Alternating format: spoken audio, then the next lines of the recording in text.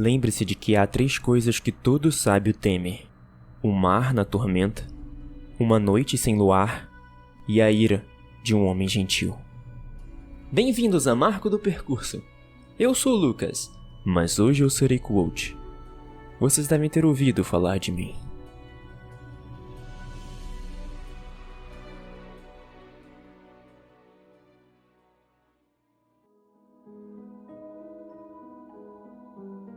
Passei quase 1 hora caminhando, enquanto o céu no alto clareava aos poucos, até atingir a plena luz do dia. Achei uma espécie de trilha, mas não vi nada vivo, afora uma ou outra borboleta, ou um esquilo saltitante. A cada passo que eu dava, meu estado de humor oscilava entre o tédio e a angústia. Afinal, eu me encontrava na Terra dos Encantados.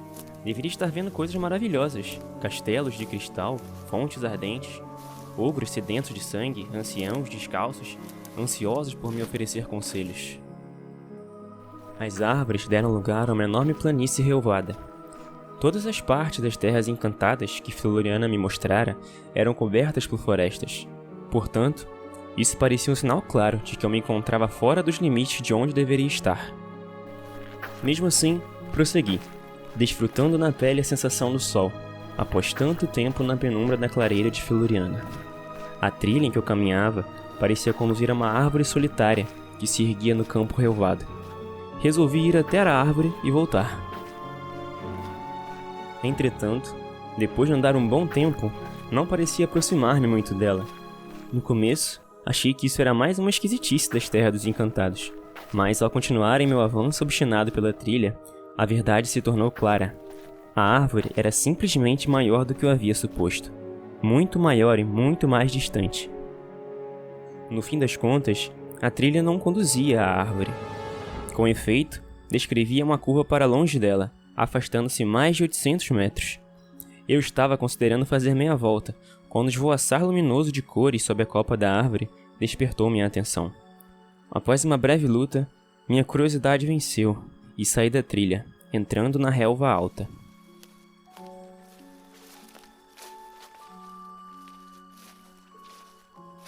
Não era nenhum tipo de árvore que eu já tivesse visto, por isso me aproximei dela devagar. Parecia um vasto salgueiro esparramado, com folhas mais largas, de um verde mais escuro.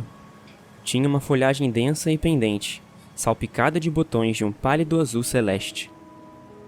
O vento mudou e, com agitadas folhas, senti um estranho aroma adocicado. Parecia uma mescla de fumaça, especiarias, couro e limão. Era um aroma instigante. Não do jeito que é atraente um cheiro de comida. Não me fez aguar, nem me provocou roncos no estômago. Mesmo assim, se eu visse algo numa mesa que tivesse aquela fragrância, ainda que fosse uma pepita de pedra ou um pedaço de madeira, eu me sentiria compelido a levá-lo à boca. Não por fome, mas por pura curiosidade, como faria uma criança. Ao chegar mais perto, fiquei impressionado com a beleza da cena. O verde escuro das folhas contrastava com as borboletas que adejavam de galho em galho, sorvendo os pálidos botões da árvore. O que a princípio eu havia tomado por um canteiro de flores sob a árvore, revelou-se um tapete de borboletas que cobria quase completamente o chão. Era uma cena tão arrebatadora que parei a dezenas de passos de distância da copa da árvore, para não fazê-las alçarem voo, assustadas. Muitas das borboletas que voavam entre as flores eram roxas e pretas, ou azuis e pretas como as da clareira de Floriana. Outras eram de um verde compacto e vibrante, ou cinza com amarelo, ou azul com prateado. Mas minha visão foi bloqueada por uma grande borboleta vermelha, de um carmesim perpassado por um rendilhado leve de dourado metálico. Suas asas eram maiores que minha mão aberta e, enquanto eu observava, ela voejou mais fundo na folhagem, em busca de uma flor onde pousar. De repente, suas asas deixaram de se mover em harmonia. Precipitaram-se desordenadamente e caíram separadas no chão, como folhas de outono. Só depois de meus olhos a seguirem até a base da árvore, percebi a verdade. O solo abaixo não era um local de repouso para borboletas, estava coalhado de asas mortas. Milhares delas recobriam a grama sob a copa da árvore, como um manto de pedras preciosas. As vermelhas me ofendem o senso estético. Dei um passo atrás, tentando espiar por entre a copa densa de folhas pendentes.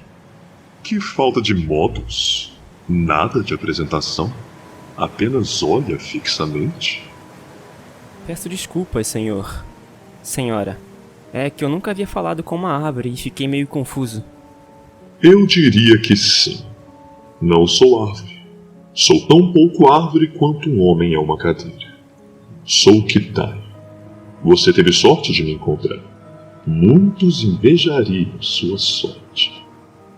Sorte? Repeti, tentando vislumbrar entre os galhos da árvore o que quer que se dirigia a mim.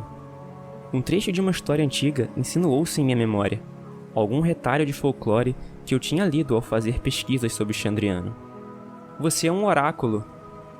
Oráculo. Que pitoresco. Não tente definir-me com nomezinhos. Sou Kitai. Eu sou, eu vejo e eu sei. Duas asas iridescentes em preto e azul esvoaçaram em separado, onde antes houvera uma borboleta. Às vezes eu falo. Pensei que fossem as vermelhas que o ofendiam, não? Não restou nenhuma vermelha. E as azuis têm sempre uma ligeira doçura. Vi uma tremulação de movimento e outro par de asas cor de safira começou a rodopiar lentamente para o chão. Você é o novo varãozinho de Feluriano, não é? Hesitei, mas a voz seca prosseguiu, como se eu houvesse respondido. Foi o que eu pensei. Sinto cheiro de ferro em você. Apenas um indício. Mesmo assim, é estranho que ela o suporte. Uma pausa. Um borrão. Uma leve perturbação de uma dúzia de folhas. Mas duas asas estremeceram e desceram esvoaçando. Ora vamos. É fatal que um garoto curioso como você tenha uma ou duas perguntas. Vamos? Indague. Seu silêncio muito me ofende. Imagino que eu tenha uma ou duas perguntas. Ah, achei que teria. O que pode me dizer sobre os Amir? Kips. O que vem a ser isso? Por que tanta reserva? Por que os rodeios? Pergunte-me pelo Chandriano e acabe logo com isso. Fiquei inerte, perplexo e calado. Surpreso? E por que estaria? Ora, garoto, você é como um lago cristalino. Posso enxergar 3 metros através de você e você mal chega a ter 90 centímetros de profundidade. Houve outra turbulência indistinta e mais 2 pares de asas rodopiaram para o chão, um azul, um lilás. Pensei ver um movimento sinuoso entre os ramos, mas ele foi ocultado pelo interminável balançar da árvore, soprada pelo vento. Por que a lilás? Perguntei, apenas para ter alguma coisa a dizer. Puro despeito. Eu invejava sua inocência, sua despreocupação. Além disso, o excesso de doçura me enjoa, com uma ignorância proposital. Você quer me perguntar sobre o Chandriano, não quer? Não pude fazer outra coisa senão assentir com a cabeça. Não há muito a dizer, na verdade. Mas você faria melhor em chamá-los de os Sete. Chandriano está muito carregado de folclore depois de todos estes anos. Antigamente os nomes eram intercambiados, mas hoje, quando se diz Chandriano, as pessoas pensam em ogros, lacerados e escaveiros. Uma porção de tolices. Houve uma longa pausa. Permaneci imóvel, até me dar conta de que a criatura aguardava uma resposta. Diga-me mais... Por quê? Porque preciso saber. Precisa? Por que essa necessidade repentina? Os mestres da universidade talvez saibam as respostas que você procura, mas não as dariam, nem mesmo se você as pedisse, o que não fará. É orgulhoso demais para isso, inteligente demais para pedir ajuda, zeloso demais de sua reputação. Tentei falar, mas minha garganta nada produziu além do som de um estalido seco. Engoli a saliva escassa e tentei de novo. Por favor, eu preciso saber. Eles mataram meus pais. Você vai tentar matar matar o Chandriano? Rastrear e matar todo o grupo sozinho? E como vai conseguir? Aliás, vive há 5.000 anos. 5.000 anos e nenhum único segundo de sono. É inteligente sair à procura do Zamir, suponho. Até alguém orgulhoso como você é capaz de reconhecer que precisa de ajuda. A Ordem poderia oferecer-lhe isso. O problema é que ela é tão difícil de achar quanto os próprios Sete. Ó céus, ó céus. O que há de fazer um jovem tão valente? Diga-me! Seria frustrante, presumo. As poucas pessoas que acreditam no Chandriano são medrosas demais para falar. E todas as outras apenas rirão de suas perguntas. Mas é o preço que se paga pela civilização. Que preço? A arrogância. Você supõe que sabe tudo. Você ria dos encantados até ver um deles. Não admira que todos os seus vizinhos civilizados também descartem o Chandriano. Você teria que deixar os seus preciosos cantos muito para trás a fim de encontrar alguém que o levasse a sério. Não teria a menor esperança enquanto não chegasse aos montes tempestuosos. Houve uma pausa. Depois, outro par de asas lilás voejou para o chão. Engoli em seco, lutando com a aspereza da garganta e tentando pensar em que pergunta poderia fazer para obter mais informações. Não são muitos os que levariam a sério sua busca do Zamir. Mas o Mar é de fato um homem extraordinário. Já chegou bem perto deles, embora não se dê conta. Fique junto do Mar e ele o conduzirá à porta deles. Pelo sangue, feiteiras e ossos, quisera eu que vocês, criaturas, tivessem a sagacidade para me apreciar. Não importa do que mais se esqueça, lembre-se do que acabo de lhe dizer. Você acabará compreendendo a piada, eu lhe garanto. Rirá quando chegar a hora. O que você pode me dizer sobre o Chandriano? Já que a pergunta é com tanta meiguice, é o Gris que você quer. Lembra-se dele? Cabelo branco, olhos negros. Fez coisas com sua mãe, sabe? Terríveis. Mas ela resistiu bem. Laurian sempre foi uma batalhadora, se você me perdoa a expressão. Muito melhor do que o seu pai com todas as suas súplicas e choradeiras. Faiscaram em minha cabeça imagens de coisas que eu passara anos tentando esquecer. Minha mãe, seu cabelo molhado de sangue, os braços retorcidos em posições antinaturais, quebrados nos pulsos e nos cotovelos. Meu pai com a barriga aberta, que deixara uma trilha de sangue de 6 metros, rastejando para chegar mais perto dela. Tentei falar, mas minha boca estava seca. Por quê? Por quê? Que boa pergunta. Eu sei inúmeros porquês. Por que eles fizeram coisas tão terríveis com a sua pobre família? Ora, porque quiseram, porque podiam e porque tiveram uma razão. Por que o deixaram vivo? Ora, porque foram relaxados, porque você deu sorte e porque alguma coisa os assustou. O que os assustou, pensei, entorpecido. Mas tudo aquilo era demais. As lembranças, as coisas ditas pela voz. Minha boca se movia em silêncio, questionando. O quê? Está à procura de um porquê diferente? Está se perguntando por que eu lhe digo essas coisas? Que benefício isso traz? Talvez esse tal de Gris tenha agido mal comigo um dia. Talvez me divirta pôr um filhotinho como você ladrando nos calcanhares dele. Talvez o ranger suave dos seus tendões, ao cerrar os punhos, soe com uma doce sinfonia para mim. Ah, soa sim. Pode ter certeza.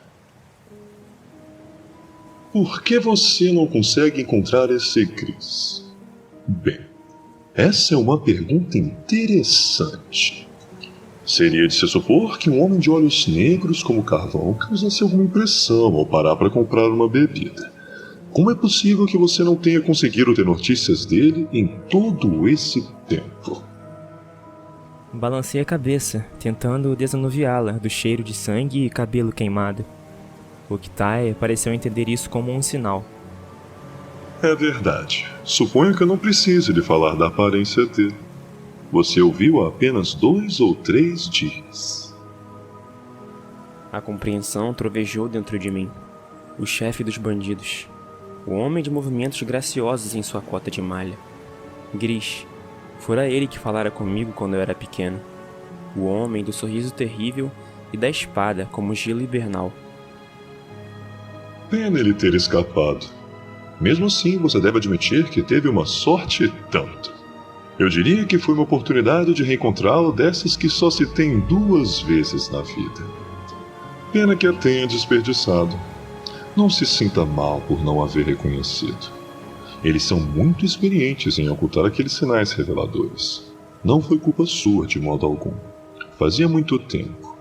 Anos. E depois, você andou ocupado.